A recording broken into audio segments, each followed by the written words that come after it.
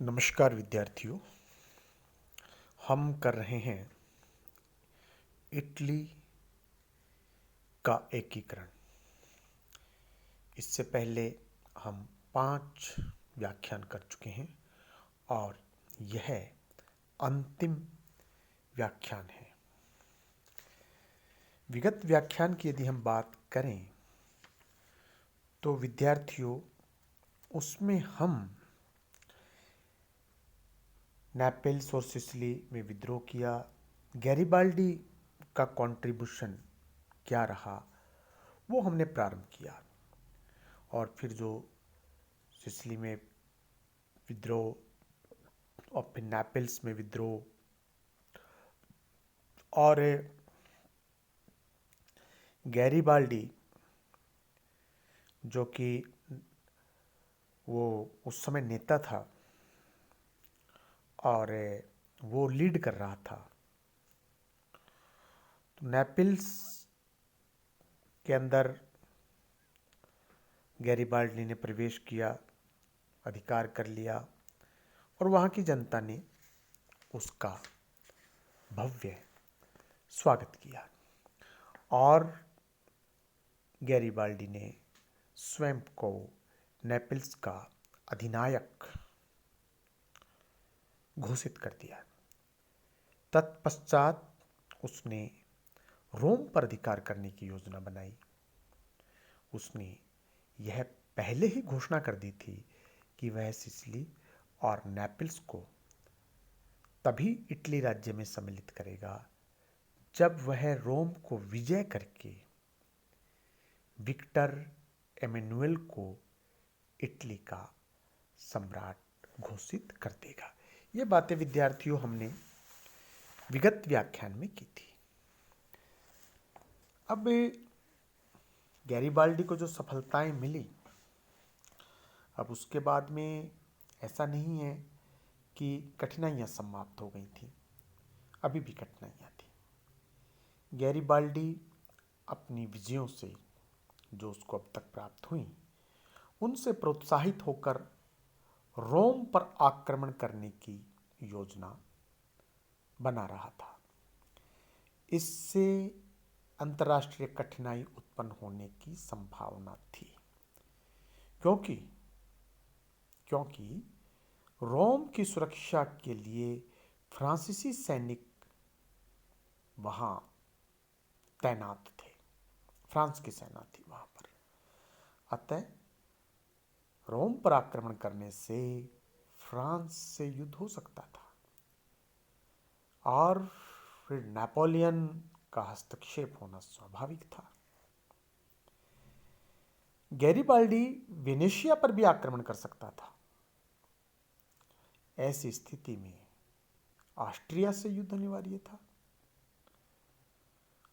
France और Austria दोनों की सेनाओं से युद्ध करना यह सार्डिनिया के लिए असंभव, के लिए यूं कहें कि संभव नहीं था। इसके अतिरिक्त गैरिबाल्डी मैज़नी का अनुयायी था। अतः कैवूर को आशंका थी कि गैरिबाल्डी अपने विजित प्रदेशों में कहीं गणतंत्र स्थापित न कर दे। ऐसा होने से सार्डिनिया के नेतृत्व में इटली के एकीकरण का स्वप्न भंग हो जाएगा। कैवूर के समक्ष यह समस्या थी कि इन कठिनाइयों से कैसे निपटा जाए, किंतु उसने गैरिबाल्डी को विफल बनाने का उपाय खोज निकाला। उसने यह निश्चय किया कि गैरिबाल्डी के आगे बढ़ने से पहले ही पोप के राज्य पर सार्डिनिया की सेनाओं द्वारा आक्रमण कर दिया जाए, किंतु इससे फ्रांस के साथ युद्ध होने का खतरा था। अतः कैवूर ने नेपोलियन से बातचीत की तथा उसे समझाया।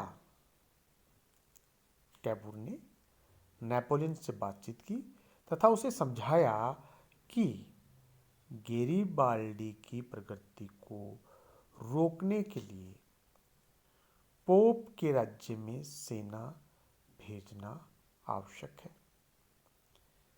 नेपोलियन इस समय पोप से खुश नहीं था, क्योंकि पोप ने फ्रांस की सैनिक सहायता से मुक्त होने के लिए अपनी एक अलग सेना गठित कर ली थी, जिसका सेनापति नेपोलियन का व्यक्तिगत शत्रु था। तो नेपोलियन ने कैबूर को अपनी स्वीकृति प्रदान कर दी। अब नेपोलियन की ओर से आश्वासन मिलने के बाद 11 सितंबर 1860 को सार्डिनिया की सेनाओं ने पोप के राज्य पर आक्रमण कर दिया। 29 सितंबर को आम्बिया और मार्चेस 29 सितंबर को आम्बिया और मार्चेस पर सार्डिनिया का अधिकार हो गया। इधर गैरिबाल्डी भी रोम की ओर आगे बढ़ रहा था, किंतु रास्ते में नेपल्स के शासक फ्रांसीसी की सेनाओं ने उसका रास्ता रोक लिया, जिससे वह कई दिन तक आगे नहीं बढ़ सका। उधर इटली की संसद के निर्णयानुसार नेपल्स, सिसिली व पोप के जीते हुए प्रदेशों में जनमत संग्रह करवाया गया तथा अक्टूबर 1860 के अंत तक सभी क्षेत्रों की जनता ने उत्तरी इटली के राज्य में सम्मिलित होने का निर्णय किया। इससे कैबूर की स्थिति मजबूत हो गई। दूसरी ओर गैरिबाल्डी को यह विश्वास हो गया कि इटली की सेना के बिना वह सफल नहीं हो सकता। इस समय विक्टर इमैनुअल स्वयं अपनी सेना लेकर नेपल्स की ओर बढ़ा तथा टियानो नामक स्थान पर उसकी गैरिबाल्डी से भेंट हुई। गैरिबाल्डी ने उसका, यह किसका, विक्टर इमैनुअल का, गैरिबाल्डी ने उसका इटली के शासक के रूप में अभिनंदन किया तथा 27 अक्टूबर 1860 को गैरिबाल्डी ने अपनी सेना व समस्त अधिकार विक्टर इमैनुअल को समर्पित कर दिए। 7 नवंबर 1860 को विक्टर इमैनुअल ने गैरिबाल्डी के साथ नेपल्स में प्रवेश किया।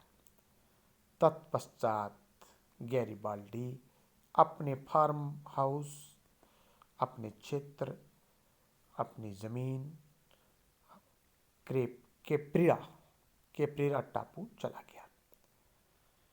यह वही टापू है जब गैरिबाल्डी अमेरिका से दौलत कमा कर आया तो उसने इसको खरीदा था, वहां चला गया। गैरिबाल्डी को देश सेवा के लिए पुरस्कार स्वरूप सम्मान व उपाधियां देने का प्रस्ताव हुआ, किंतु उसने आदरपूर्वक किसी भी प्रकार का सम्मान या उपाधि लेने से इनकार कर दिया और उसने कहा कि देश सेवा स्वयं एक पुरस्कार है, मुझे कोई दूसरी चीज नहीं चाहिए।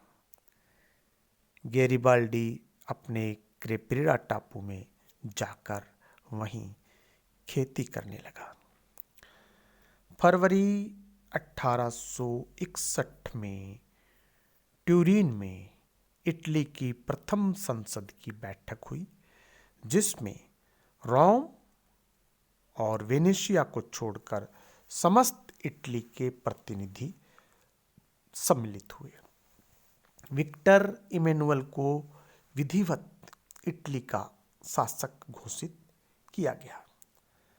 संसद ने कैबूर का यह प्रस्ताव भी पास किया कि इटली की राजधानी रोम होनी चाहिए। रोम इटली की राजधानी होनी चाहिए। इसके कुछ समय बाद ही 6 जून 1861 को जो कैबूर है, जिसको हम काबूर भी उच्चारित करते हैं, उसका देहांत हो गया, मृत्यु हो गई। वह महान देशभक्त इटली का एकीकरण देखने के लिए जीवित नहीं रह सका, क्योंकि रोम और वेनेशिया के बिना इटली का एकीकरण अपूर्ण था। वास्तव में कैबूर ने महान कार्य किए। एक राष्ट्र के रूप में इटली कैबूर की ही देन है। यद्यपि इटली की मुक्ति के लिए मैजनी, गैरिबाल्डी आदि देशभक्तों ने भी प्रयत्न किए, किंतु कैबूर की देन सबसे भिन्न थी। उसने एकीकरण के प्रश्न पर दलगत राजनीति से स्वयं को अलग रखा। मैजनी में भावनाओं को उत्तेजित करने की अपूर्व क्षमता थी। वह निर्जीव आत्मा में भी प्राण फूंक सकता था। गैरिबाल्डी एक कुशल सेनापति था तथा निस्वार्थ देशभक्त था, किंतु कैबूर इन दोनों से भिन्न कुशल कूटनीतिज्ञ तथा व्यावहारिक था, और इसलिए वह सफल भी रहा। रोम और वेनेशिया को लेना बाकी था। कैबूर की मृत्यु से इटली के ये जो अभी नया राज्य बना, उसको बड़ा आघात लगा। विक्टर इमैनुअल को प्रतिवर्ष एक नया प्रधानमंत्री नियुक्त करना पड़ता, क्योंकि किसी भी प्रधानमंत्री को अधिक समय तक संसद का समर्थन प्राप्त नहीं रहता था। इसके अतिरिक्त इटली के कुछ क्षेत्रों के लोग पिंडमांट सार्डिनिया की प्रधानता से द्वेष रखते थे तथा इटली के निर्वासित शासक अपनी सत्ता पुनः ग्रहण करने के लिए षड्यंत्र रच रहे थे। ऐसी परिस्थितियों में विक्टर इमैनुअल ने बड़ी धैर्य से काम लिया। प्रसा का चांसलर बिस्मार्क ऑस्ट्रिया को जर्मनी से निकालना चाहता था। इटली के राजनीतिज्ञ इस स्थिति का लाभ उठाकर वेनेशिया प्राप्त करना चाहते थे। बिस्मार्क इटली से मित्रता करना चाहता था। अतः 8 अप्रैल 1866 को इटली और प्रसा के बीच संधि हुई, जिसके अनुसार प्रसा और ऑस्ट्रिया के युद्ध में प्रसा को इटली सैनिक सहायता देगा। इसके बदले में इटली को वेनेशिया दिलवा दिया जाएगा। ये विद्यार्थियों एक समझौता हुआ इटली और प्रसा में। 14 जून 1866 को युद्ध प्रारंभ हुआ। इटली ने भी ऑस्ट्रिया के विरुद्ध युद्ध की घोषणा कर दी। यह युद्ध प्रसा व ऑस्ट्रिया के बीच था। इटली ने ऑस्ट्रिया के विरुद्ध प्रसा के समर्थन में युद्ध की घोषणा कर दी। युद्ध में ऑस्ट्रिया की सेना ने इटली की सेनाओं को पराजित कर दिया, किंतु सेडोवा में प्रसा की सेना ने ऑस्ट्रिया को पूर्ण रूप से पराजित कर दिया। बिस्मार्क ने ऑस्ट्रिया से प्राग की संधि की और उस संधि से जो उसने इटली के साथ में वादा किया था वेनेशिया दिलवाने का, वो वेनेशिया दिलवा दिया और इस प्रकार से वेनेशिया मिल गया। अब वेनेशिया मिलने के बाद अब सिर्फ काम रह गया रोम पर अधिकार करने का। इसके 4 वर्ष बाद बिस्मार्क को फ्रांस से युद्ध करना पड़ा। इसके 4 वर्ष बाद जर्मनी का एकीकरण पूर्ण करने के लिए बिस्मार्क को फ्रांस से युद्ध करना अनिवार्य हो गया। इस अवसर पर नेपोलियन तृतीय ने प्रशा के विरुद्ध इटली और ऑस्ट्रिया से मित्रता का प्रस्ताव किया, किंतु विक्टर इमैनुअल ने तटस्थता की नीति अपनाई। न्यूट्रल, किसी का भी साथ नहीं देंगे। 1870 में फ्रांस और प्रशा के बीच युद्ध प्रारंभ हो गया। अतः नेपोलियन को रोम से अपनी सेना बुलानी पड़ी। सीडान के युद्ध में नेपोलियन को अपने 83,000 सैनिकों के साथ प्रशा के समक्ष आत्मसमर्पण करना पड़ा। इसकी सूचना मिलते ही विद्यार्थियों विक्टर एमेनुअल ने सेनाएं भेजी। 60,000 सैनिक रोम पर आक्रमण करने के लिए भेज दिए, क्योंकि रोम की सुरक्षा के लिए नेपोलियन की सेनाएं थी वहां पर, नेपोलियन तृतीय की यानी कि फ्रांस की।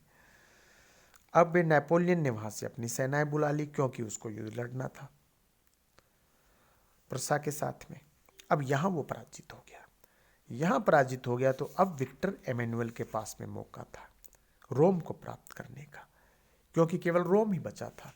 यदि रोम मिल जाएगा तो इटली का एकीकरण का जो ख्वाब है, जो आंदोलन जो ये एकीकरण के लिए चला, मैजनी, कैबूर और गैरिबाल्डी के नेतृत्व में, विक्टर एमेनुअल खुद उसमें एक बहुत बड़ी ताकत है, वो ख्वाब पूरा अब हो सकता था। 29 सितंबर 1870 को रोम पर इटली का अधिकार हो गया। रोम में भी जनमत संग्रह करवाया गया, जिसमें रोम के नागरिकों ने इटली में सम्मिलित होना स्वीकार कर लिया। परिणाम स्वरूप रोम को इटली में मिला लिया गया और उससे संयुक्त इटली की राजधानी बनाया गया। 2 जून 1871 को एक भव्य जुलूस के साथ विक्टर एमेनुअल ने रोम में प्रवेश किया। इस प्रकार विद्यार्थियों एक दीर्घकालीन संघर्ष के बाद मैजनी के नैतिक बल, गैरिबाल्डी की तलवार, कैबूर की कूटनीति और विक्टर एमेनुअल की समझदारी तथा व्यवहारिक बुद्धि, इसके अलावा असंख्य देशभक्तों के बलिदान से इटली के एकीकरण का महायज्ञ पूरा हो गया। अब विद्यार्थियों यह महायज्ञ तो पूरा हो गया, लेकिन अभी भी एक सवाल था अभी भी कि पोप की स्थिति क्या रही।